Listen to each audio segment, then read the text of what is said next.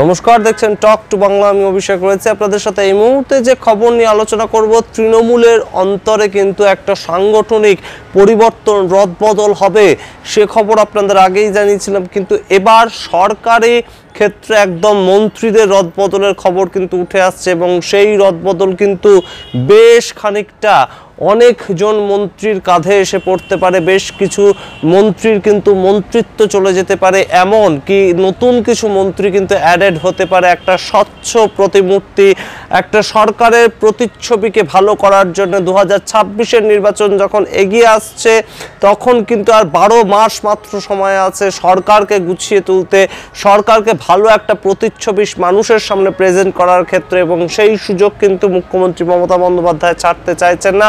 আমরা জানি 27শে ফেব্রুয়ারি, আগামী 27শে ফেব্রুয়ারি বৃহস্পতিবার নেতাজি ইন্ডোর স্টেডিয়ামে দলকে নিয়ে দলের বিভিন্ন জেলা সভাপতি থেকে শুরু করে পরিষদীয় দলের নেতারা কিন্তু উপস্থিত হবেন এবং মুখ্যমন্ত্রী মমতা বন্দ্যোপাধ্যায় কার্যত বার্তা দেবেন 2026-এ কিভাবে কাজ করতে হবে, কোন স্ট্র্যাটেজিকে মাথায় রাখতে হবে, সেই সমস্ত কিছুর দিকে আমাদের নজর থাকবে। কিন্তু অরূপ বিশ্বাসের কাছে কিন্তু তৈরি হচ্ছে অন্য লিস্ট এবং সেই সূত্র মারফত যে খবর উঠে আসছে, বেশ কিছু নতুন মানুষ কিন্তু মন্ত্রিসভায় আসতে চলেছেন এবং যেটা কিন্তু বেশ খানিকটা একটা চমক থাকছে। প্রথমেই যার নাম উঠে আসছে, তিনি আগেও মন্ত্রী ছিলেন, তিনি প্রাক্তন মন্ত্রী ছিলেন, রাজ্যের খাদ্যমন্ত্রী, এবং তারপর জেল যাত্রার পর কিন্তু তার মন্ত্রিত্ব চলে যায়। তিনি আর কেউ নন, জ্যোতিপ্রিয় মল্লিক, বালু। এবং তিনি কিন্তু অবশ্যই মুখ্যমন্ত্রী মমতা বন্দ্যোপাধ্যায়ের অত্যন্ত প্রিয় একজন কাছের ব্যক্তি এবং তিনি কিন্তু তৃণমূল কংগ্রেসের একদম প্রথম দিন থেকে, প্রথম লগ্ন থেকেই রয়েছেন মুখ্যমন্ত্রীর সাথে।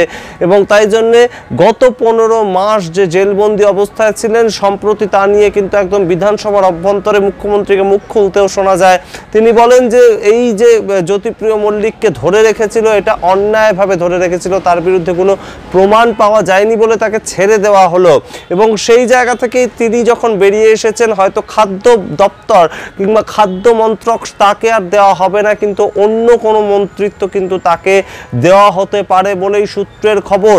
এবং অবশ্যই 2026-এর নির্বাচনের আগে জ্যোতিপ্রিয় মল্লিককে বাড়তি দায়িত্ব দিতে পারে রাজ্য সরকারের পক্ষ থেকে এবং অবশ্যই তৃণমূল কংগ্রেসের পক্ষ থেকে তৃণমূল সুপ্রিমো মমতা বন্দ্যোপাধ্যায়। এছাড়া যে মন্ত্রীর কথা উঠে আসছে, অতীন ঘোষ, তিনি ডেপুটি মেয়র হিসেবে কলকাতা কর্পোরেশনে নিযুক্ত রয়েছেন। তিনি একদম ফিরহাদ হাকিম মেয়র, তার ডেপুটি হিসেবে কাজ করেন এবং সেই জায়গা থেকে একদম ফিরহাদ হাকিমের যিনি ডেপুটি হিসেবে কাজ করছেন এতদিন, তাকে কিন্তু নতুন মন্ত্রিত্ব দেওয়া হতে পারে। কোন দপ্তর দেওয়া হতে পারে সেই নিয়ে যখন জল্পনা তুঙ্গে, অনেকের বক্তব্য কিন্তু তার যেহেতু এতদিনের একটা একদম কর্পোরেশনে কাজ করার অভিজ্ঞতা রয়েছে, তাকে কিন্তু পুরো নগর উন্নয়ন দপ্তরের ডেপুটি মন্ত্রী হিসেবে এবারে কাজ করতে দেওয়া হতে পারে। কিন্তু সেই ক্ষেত্রে যদি দেওয়া হয়, রাজনৈতিক বিশ্লেষকদের একাংশ কিন্তু মনে করছে সেটা একটা দ্বন্দ্ব তৈরি হতে পারে। একদম পুরো নগর উন্নয়ন মন্ত্রী কিন্তু রয়েছেন ফিরহাদ হাকিম এবং তার ডেপুটি হিসেবে যেহেতু কাজ করছেন অতীন ঘোষ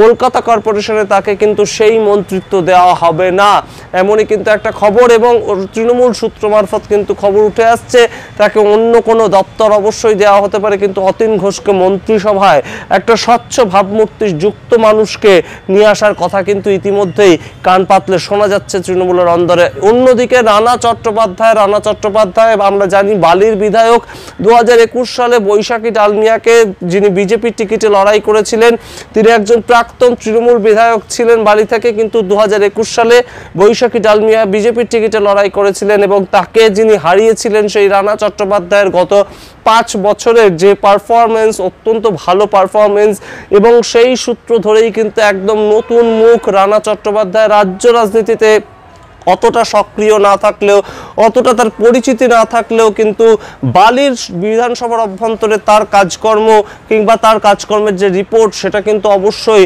বেশ খানিকটা জনপ্রিয়তা পেয়েছে ইতিমধ্যেই বালি বিধানসভার ভোটারদের মধ্যে এবং সেই জায়গা থেকে তাকে কিন্তু নতুন মন্ত্রিত্ব দেওয়া হতে পারে। যে খবরটা এতক্ষণ দিলাম সেটা তো যারা যারা নতুন মন্ত্রিত্ব পাচ্ছেন তাদের ক্ষেত্রে, কিন্তু এবারে আরেকটা প্রশ্ন উঠে আসছে, কাদের কাদের মন্ত্রিত্ব যেতে পারে, সেই ক্ষেত্রেও কিন্তু একটা বড় নাম ঘোরাফেরা করছে, যে নাম কিন্তু আগেও আমরা দেখেছি তার ডানা ছাঁটা হয়েছে। তিনি কিন্তু মুখ্যমন্ত্রী মমতা বন্দ্যোপাধ্যায়ের একদম ডান দিকে থাকেন সব সময়। ফিরহাদ হাকিম, একদমই সঠিক শুনছেন, ফিরহাদ হাকিম।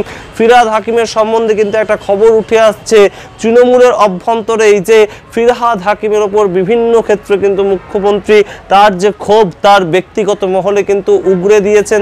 ঠিক যেমনভাবে আমরা দেখেছিলাম হিটকো কিন্তু তার হাত থেকে নিয়ে নিয়েছেন মুখ্যমন্ত্রী নিজের হাতে, যেটা কিন্তু ফিরহাদ হাকিমের হাতে ছিল এতদিন যাবৎ, সেটা কিন্তু সম্পূর্ণ দায়িত্ব মুখ্যমন্ত্রী নিজের হাতে নিয়ে নেন এবং তিনি কিন্তু এখন হিটকোকে চালাচ্ছেন, যেটা কিন্তু ফিরহাদ হাকিম চালাতেন তার আগে।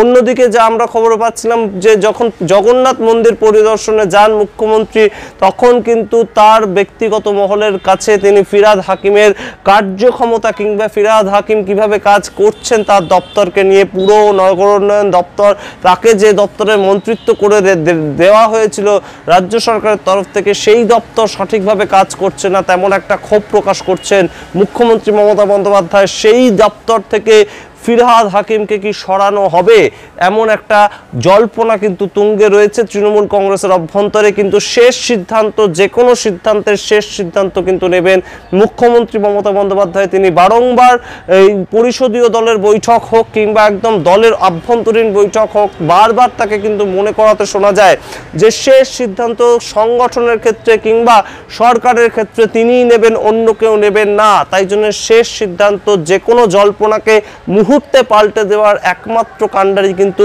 মুখ্যমন্ত্রী মমতা বন্দ্যোপাধ্যায় থাকবেন এবং তিনি যা সিদ্ধান্ত নেবেন সেটাই কিন্তু আমরা সামনের দিকে দেখতে পাবো।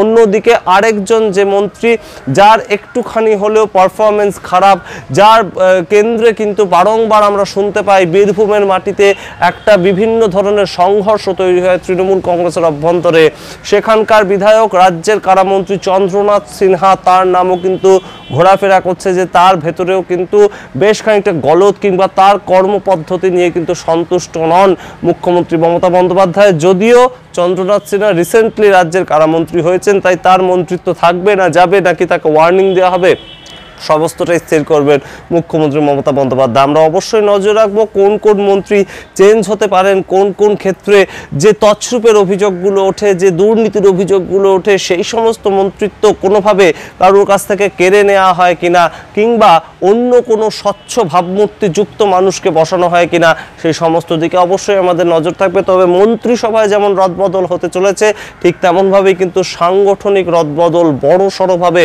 তৃণমূল কংগ্রেসে ঘটবে বলে এই সূত্র মারফত খবর। আমরা অবশ্যই সমস্ত খবরের দিকে তাকিয়ে থাকবো।